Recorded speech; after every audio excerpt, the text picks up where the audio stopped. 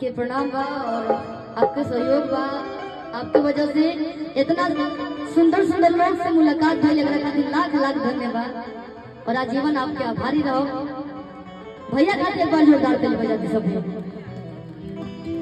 भाई सभा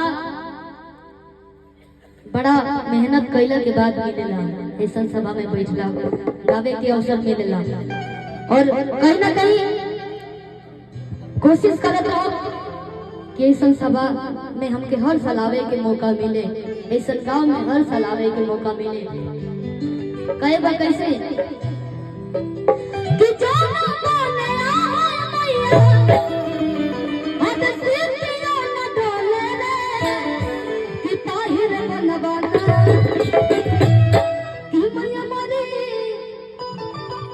हदली हली बसड़वा कि ताहिर बनवाना कि जो ना बोले मैया जो ना बोले सिद्धियों न डोले रे ताहिर बनवाना कि मैया मोरे हरी बदला ताहिर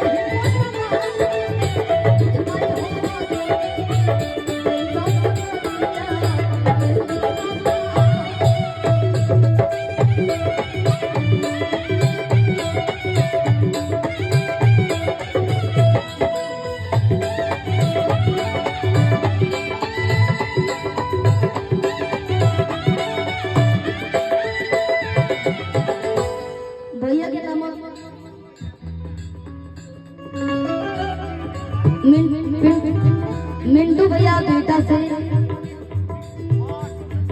अच्छा मिंटू भैया, वाह पिंटू भैया, बिट्टू भैया, बिट्टू भैया बेटा से माई और सही बनैले रखस रहुआ के और पूरा गांव के और चाचा जी की तरफ से बहुत सारा आशीर्वाद मैया रानी के दरबार में।